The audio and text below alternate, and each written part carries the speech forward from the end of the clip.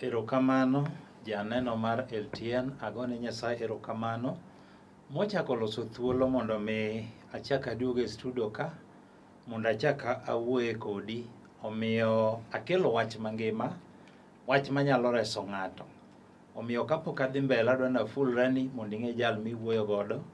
Nyinga iluonga ni Pastor Agustino Omeda, ja Kisumu County. Ae gweng' miluongo ni Kogony, Puto Korogonda School, ajal mowar kendo ajaneno mar Yesu Kristo. Agone Nyasaye erokamano janeno, ija awi mikete Lwet TV ni. Abro kwayi mondo ikawe thuolo ni matin, ka ng'eny to dakika moko 30. Hai to bang'e ang' nwalam kodi Nyasaye. Omiyo Nyasaye ne nikodi gi wach odiochieng' ma kawuono ni. Mae momiyo kinyi ma kawuono ni momiyo yawe Lolwe kendo ikete Lwet TV. Omiyo janeno ka ok aketho sa kaka sefulorani no, thuon wach ma Nyasaye urago e message ma kawuono wacho ni bedo e lwet Ruoth Nyasaye. Bedo e lwet Ruoth Nyasaye. Mane thuon wach ma Nyasaye urago kawuono, okinyi ma kawuono ni, to bang'e ang' ne walam kodi Nyasaye. Omiyo amor ni Nyasaye ochiewi kendo miyi ngima kendo miyi winjo. Omiyo kapok adhi mbele adwa ni kul wi kamoro amora ma intie mondo weche duto waket e lwet Jehova. Walam. Ago erokamano Nyasach loch, akawo janeno ni akete lweti, imiye winjo matut mondo Injili madhi yalo kata weche madhi puonjo olok ngimane kendo timne dwaro mar dhod chunye. Alamo ka an gi yie ni isemiye winjo matut e nying Yesu ma jawar. Janeno mana kaka wacho ni thuon wach ma kawuono da wuoye wacho ni bedo e lwet Ruoth Nyasaye. Omiyo muma madwa somo amor gi Daudi. Nikech muma madwa somo Daudi ne ntiere weche mane Daudi ne kale. Daudi ne en ruoth. Ntiere weche mane okale mapek. Mae momiyo chieng' moro Nyasaye ooro janabi mane iluongo ni Gad mondo odhi onyis Daudi bang' ketho kata tok ketho, mondo onyis Daudi weche adek mane dhi timore e ngimane. Koro nong'iso Dabi Gad mondo odhi onyis Daudi mondo yier kuomgi adek, weche adek go. To kuom weche adek gi onge mane ber kata achiel. Ne gin weche mapek ma Nyasaye no oro Gad janabi mondo odhi onyis Daudi tok ketho. To amor gi duoko ma Daudi, duoko mane Daudi oduoko mora. Mae momiyo abro somo kode muma mar Samuel, 2 Samuel, Samuel mar 2:24, wabro chako kare 10. Hai to wabro dhi kaka Roho ma Nyasaye chiko. Mae momiyo amor ni Daudi ne ok oyiero weche adek ma janabi Gad nopenjo, nobiro mong'iso Daudi ni Nyasaye ora nikech janabi gi weche adek gi. Mokwongo ne en niya, ni Daudi mondo yier koyie ni mondo kech omak pinygi kuom higni 3. Mano mokwongo. Mar 2, Nyasaye no oro Gad mondo odhi onyis Daudi ni bende kokamano to oring wasike kalawe kuom dweche 3. Mar 3, Daudi mondo yier koyie ni mondo tho malit mondo obed e pinyno kuom ndalo 3. Ne gin 3. To weche 3 gi onge mane Daudi oyiero kata achiel, nikech ne gin weche malit. Mokwongo ni kech mondo mak pinyno kuom higni 3. Mar 2, oring wasike kalawe kuom ndalo 3. Mar 3, tho malit mondo obed e pinygi kuom ndalo 3. Tamor gi Daudi, kendo amor gi duoko ni Daudi tok paro wechego nobedo piny mofwenyo mowacho ni kata obedo ni an gi masira maong'ongo kamano, kata obedo ni aseketho mbele Nyasaye, to nitiere duoko ma Daudi ne wacho ni ber mondo obed e lwet Ruoth Nyasaye to ke lwet dhano. Mane duoko ma Daudi noduoko ni ber ni kata en gi masira mang'ongo kamano, to ber mondo obed e lwet Ruoth Nyasaye moloyo bedo e lwet dhano. Koro kaw mumbi mondo wasom. Awacho na somo Samuel mar 2:24, wabro chako kare 10 to wadhi kaka Roho ma Nyasaye ochiko.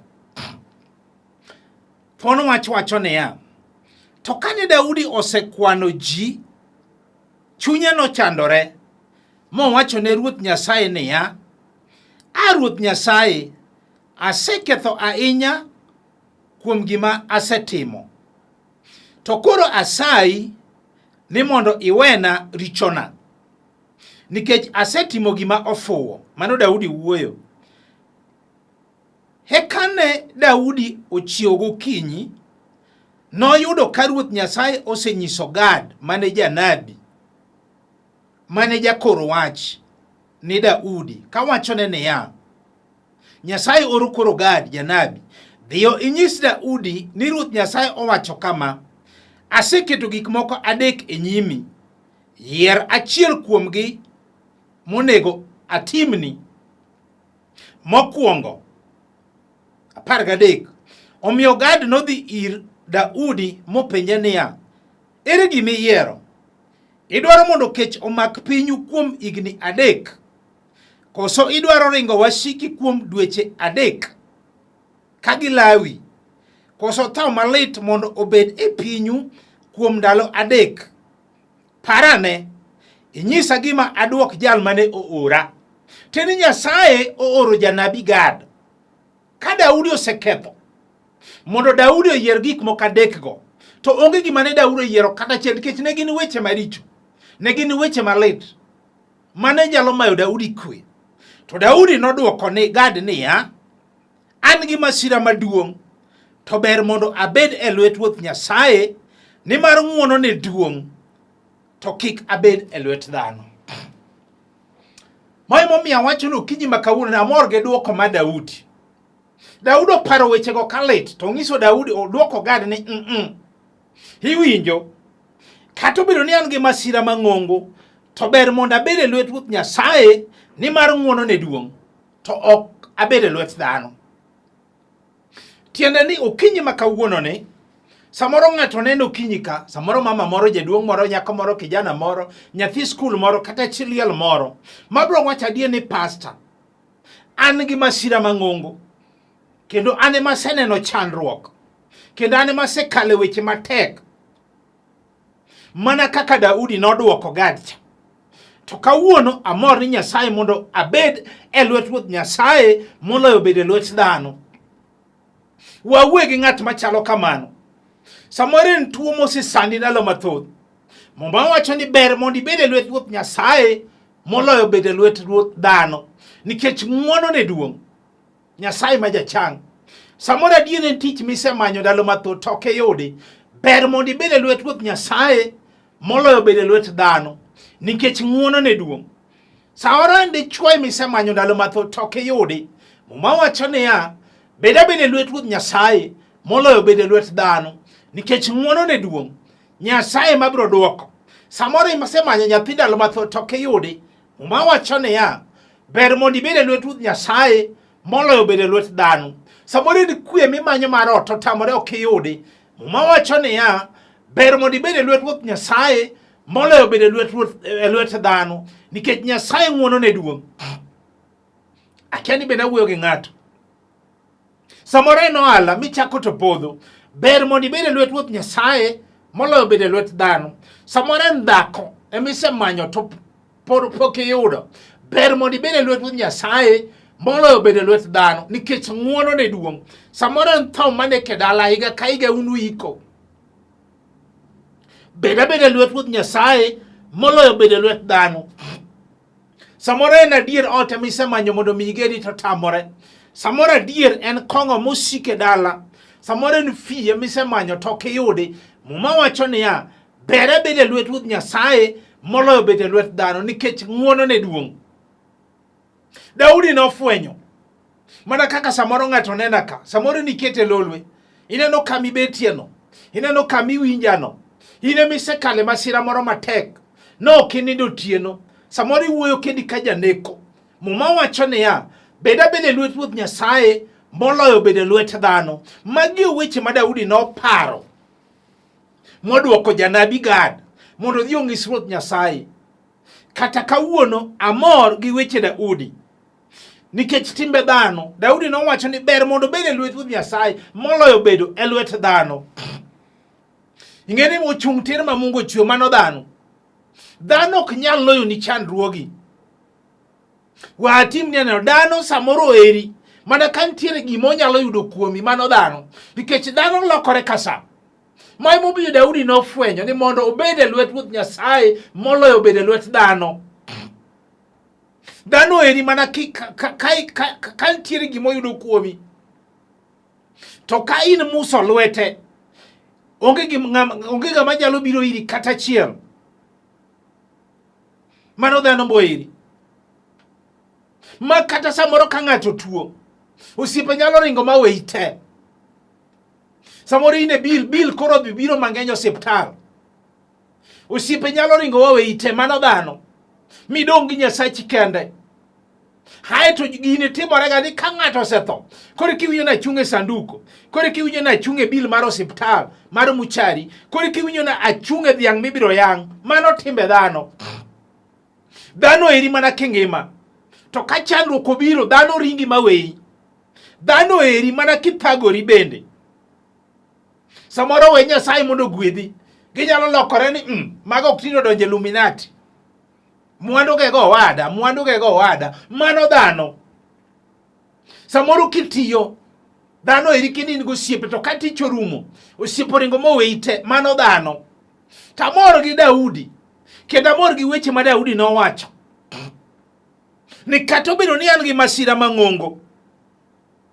To ber mondo abed e lwet Ruoth Nyasaye moloyo bet e lwet dhano, nikech ng'wono ne tuong'. Amor gi Daudi. Dong Isaya 2:22 mo kadhi somo. Muma wacho niya, ni kik iket geno ni kuom dhano, ni mar onge gima dhano nyalo. En gima nono mana ka muya mawuok e Mano ndike Isaya. Okawacha 2:22. Ni dhano gima nono. Mai momiyo muma wacho, Daudi no wacho, ni ber mondo bed e lwet Ruoth Nyasaye moloyo bed e lwet dhano.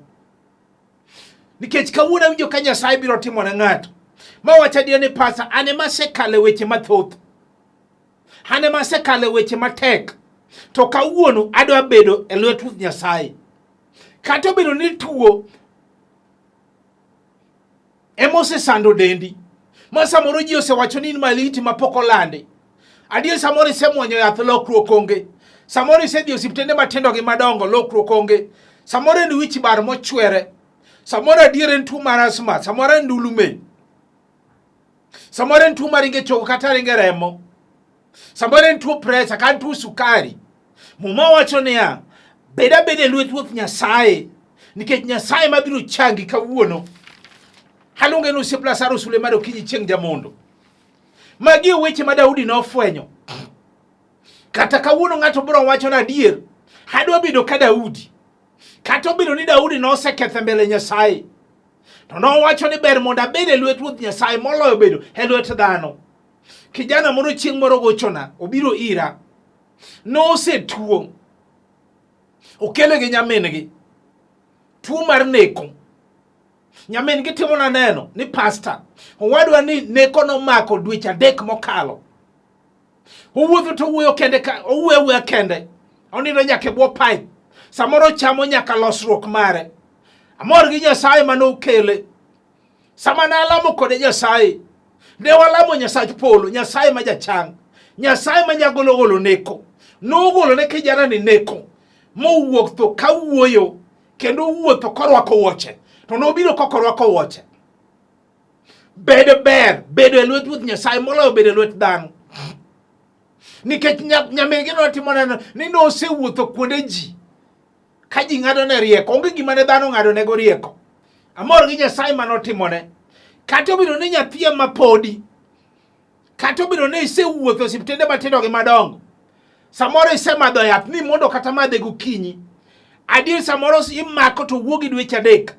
Samoro osetimni nyaka operation. Ni growth manie yi kanyo. Ineno ka weche pok odhi maber. Samoro ijuolo maber tidlo iwilo gi lo. Tiene ni iko. Jachino kendo ni okinyal ting'o nyathi. Muma wacho niya, beda e lwet Ruoth Nyasaye biro ting'o nyathi e higa ni e nying Yesu mama. Nikech onge gima tek manosetame. Amor gi Daudi. Mano wacho ni ber mondo abed e lwet Ruoth Nyasaye moloyo bedo e lwet dhano. Nikech onge gima dhano nyalo. Samoro ji oseng'ado ne riekni mathoth, mama. Samoro isemadho ya lokruok onge. Samoro isedhi nyaka ka juoke, lokruok onge. Bed abeda e lwet Ruoth Nyasaye. Obiro timo. Samoro ni kwe misemanyo, otamore. Samoro ni kwe otamore dala. Hine ywak pile. Odiochieng' gotieno. Duoko tamore. Samoro ng'ato ninde situm, ng'ato ninde bedroom. Samoro adieri chiemo hotel to ot to mari. Kwe otamore ni ok nyal betie. Muma wacho niya, bed abeda e lwet Ruoth Nyasaye. Kwe biro yudore e nying Yesu. Nikech onge gima tek mano setamo Nyasachwa. Mama moro biro chieng' moro biro ira. Ung'isa ni pastor, ne wakendore kwa herore. To tinde kwe otamore ni ok nyal betie. Akia gima timore kit ngimawa. Sama na alamo kode Nyasaye duoko noyudore. Nikech Nyasaye matimo. Ne walamo kode Nyasach polo. Mano duoko ne geno kendo no duoko ne kwe. Mondiki e Sa 9:6. Ma wacho malong'o ni Nyasaye e kar kwe. Onge gima tek mano setamo Nyasachwa. Kata obiro nende chuo emesemanyo. Isewuotho to pok iyudo. Adier maketho ni sa kende miromo godo. Adier itedo tiya. Jachien goli nyaka dala mitedie. Samoro nyithindo to in ga dek ng'ato ka ng'ato gi wuongi. Jachiende dichuo medak godo tamore. Samoro tich to in ga dier. To ng'at maluongi ni chuo, miluongo ni chuori onge. Wawe gi mama machalo kamano kata nyako machalo kamano. Samoro isewuotho adier. Duoko onge. To muma wacho niya, bed abeda e lwet Ruoth Nyasaye. Nikech Nyasaye biro kelo ng'etni igani e nying Yesu. Onge gima tek mano setamo Nyasachwa. Akiani bende wuoyo gi ng'ato. Mano okete lolo e TV sani. Ma wacho ni pastor weche me yala dira winjo kadhi gi dhod chunya. Nyako moro bende no gochona. Ung'isa ni pastor no riembe dala. Nyimine no setedo tema ene modong'. Koro ji ochae. Onge nyaka nying. Nyaka jonyuol ne ochae. No riembe dala. Ni intedo kutami to be onge tiende mondo wi wabed kodi. Amor kaka no gochona. Na alamo kode Nyasach polo. Duoko noyure kendo nyako ni nie ode sani no nyuolo nyathi achiel. Onge gima tek matamo Nyasaye. Nikech men gi kata wuon gi kata wetege makane dhano.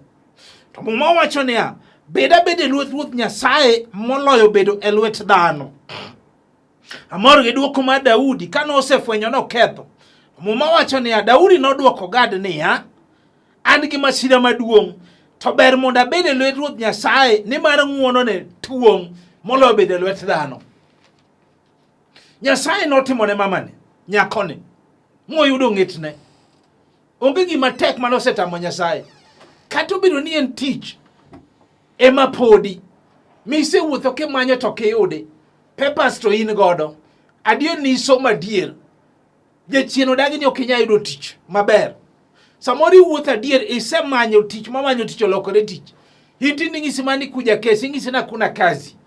Kamora mora midhiye spirit of rejection. Muma wacho niya, bed abeda e lwet Ruoth Nyasaye. Tich ibiro yudo e nying Yesu. Ibiro yudo tich. Tich oseyudore. Kech abiro lamo kodi Nyasaye.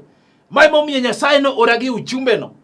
Ni bed abeda e lwet Ruoth Nyasaye. Ber bed e lwet Ruoth Nyasaye moloyo bed e lwet dhano. Nikech ng'uono ne duong'. Kijana moro be nobiro ira, otimona aneno ne pastor. Ane masemanyo tich. Ung'isa ni kendo en gi papers. Adier no somo.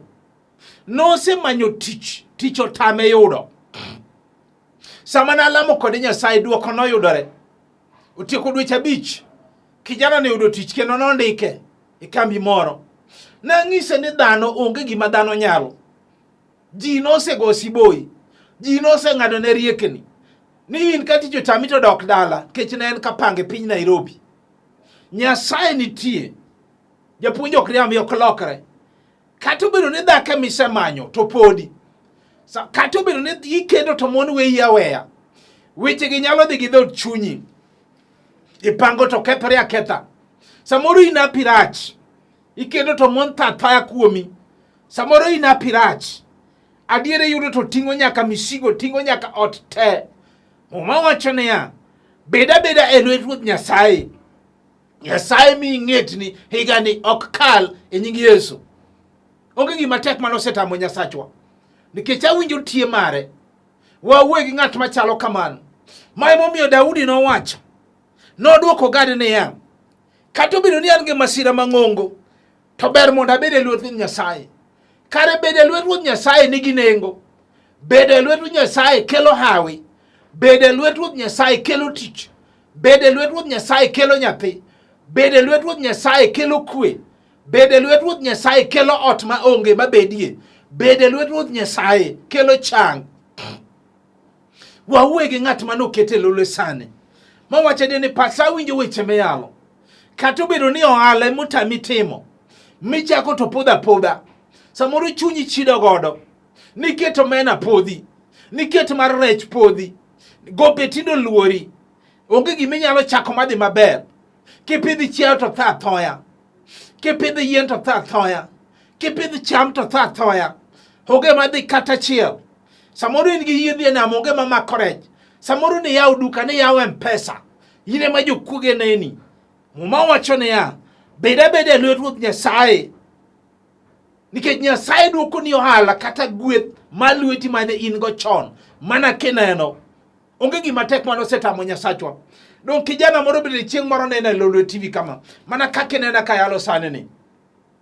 Ungisa ni pastor na winjo kiyalo. Tane mani gi workshop. Kendo en carpenter. Oloso gik mabeyo nte. To onge ng'ato nyiewo kata chiel. Gigo nyalo tiko higa chiel e workshop ne.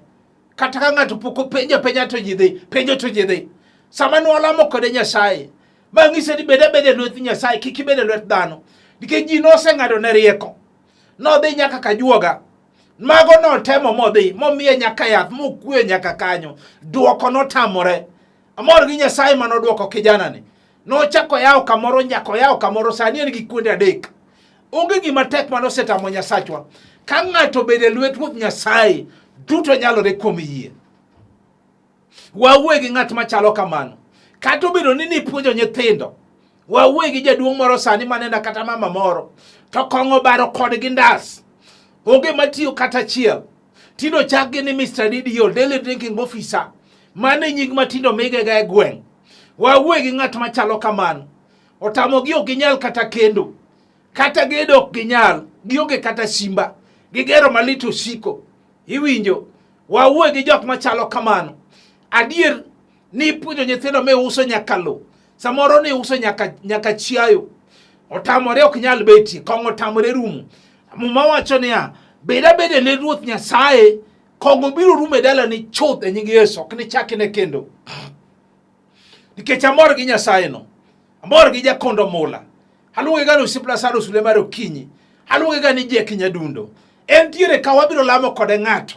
Manokete lolo TV. Ma pi wange go kala. Ma wacho ni Bishop weche me yalo dhi gi dhod chunya. To kawuono amor mondo abed e Lwet Nyasaye. Adwa wera e Lwet Nyasaye. Adwa wera e Lwet Nyasaye. Nikech adwa ni Nyasaye otimna. Adiero dhi timo. Aseneno gik madongo motimo. Beda e Lwet Nyasaye.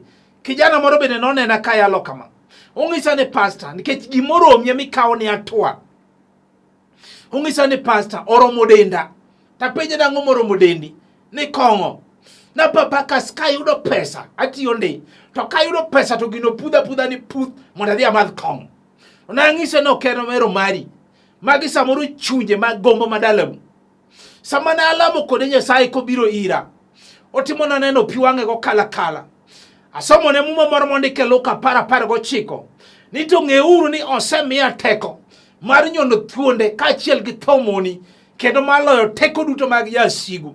Sama nwaketho lang' chunje mag kong'o. Norumo ma kijana ni wang'o neno. Poko mer nyaka sani. Nokodoke kong'o moware. Adier sano lemo.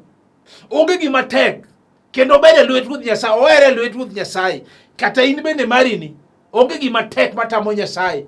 Weri Lwet Ruoth Nyasaye, nikech wabiro lamo kodi, nikech Daudi nofwenyo ni kata obedo ni noseketho mbele Nyasaye, kata obedo ni en gi masira mang'ongo, ma weche adek osekel, ma janabi Gad kelo weche adek mondo yier wechego, to Daudi kata obedo piny to fwenyo weche adek gi ni onge maber kata achiel manyalo yiero, to wacho ni ooyo, an ayiero bedo e Lwet Ruoth Nyasaye nikech ng'wono ne duong'. Here ng'ama wacho ni pastor an ema dwa bedo e Lwet Ruoth Nyasaye. Wach masekalo ni Yesu Nyasaye kende manyalo, dhano ok nyal. Ochung' tir ma Mungu chwe ok nyal. Dhano nyalo kuodhi, dhano nyalo wewi, dhano nyalo wacho weche mariche wi. Nyasaye kende maber, en ma en gi dwoko.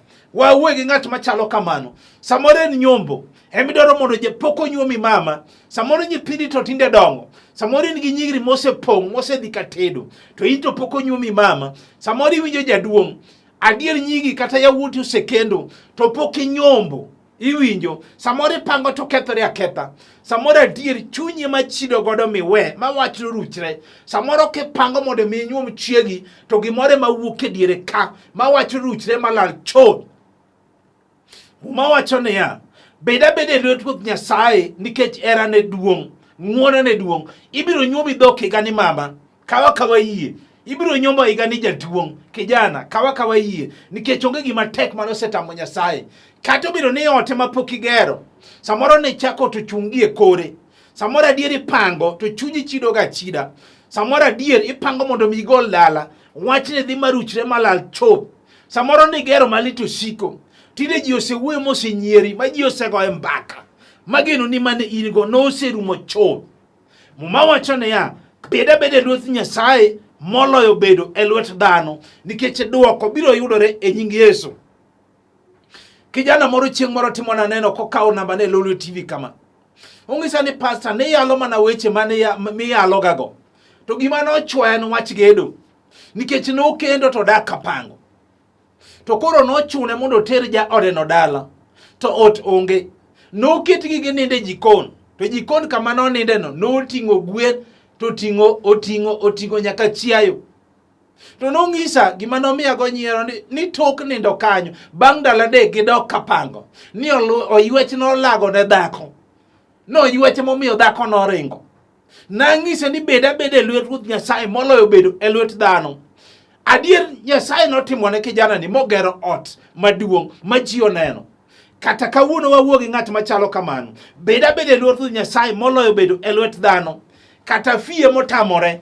Wawuo gi nyathi skul moro kata in e college. Okine kama fi biro ae.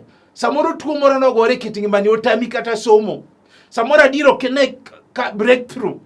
Miere moko nyithindo onge machope kata klas 7.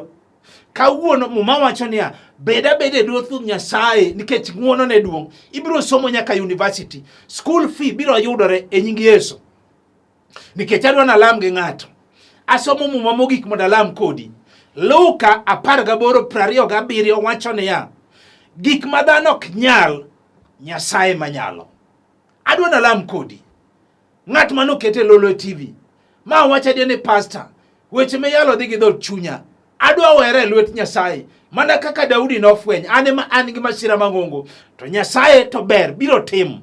Adwa na lam kodi. Kinyalo mako TV timak. Kinyalo go chonge penye tego. Nikech yie kuom winjo, to winjo wach Nyasaye. Walamo. Ago niero kamano Nyasach loch. Akawo janeno ni akete lweti. Akawo mama ni. Akawo jaduong' ni. Akawo kijana ni. Akawo chilial ni, nyathi skul ni, nyako ni. Akete lweti Jehova Nyasaye. Ma kale weche matek. Mana kaka Daudi nofwenyo nokale weche matek. En bedo sefwenyo nokale weche matek. Kata obedo ni en gi masira mang'ongo, to okawo kawuono ni odwa bet e lweti mondo ne duong' mari Nyasach loch. Dhiye kama entie timne miracles. Alamo kan gi yie ne timone e nying Yesu majawan. Janeno wachna amena. Erokamano kapok aweyo nambana, mana kaka wacho ni nyinga iluonga ni Pastor Agustino Omedo, aja Kisumu County. ai gweng' miluongo ni Kogony but Okorogonda School. Ajal mwar kendo janeno mar Yesu Kristo. Kanisa na MALER miluongo ni House of Hope and Redemption International Church. E piny Nairobi wayudore Babadogo kanye ma wane gi all kendo ji osebiro moyudo miracle. Sani an Kisumo ka kendo ji mang'eny osekawo namba mar romo godo ma kendo giseneno ng'wono mar Nyasaye. Namba mar simu awayo mondo watudre sach Nyasaye. Namba mar simu be en piny ka 0726843941 0726843941. Namba machielo mar Airtel en 990750383499. Kao kamano to watudre e sach Nyasaye. Shalom.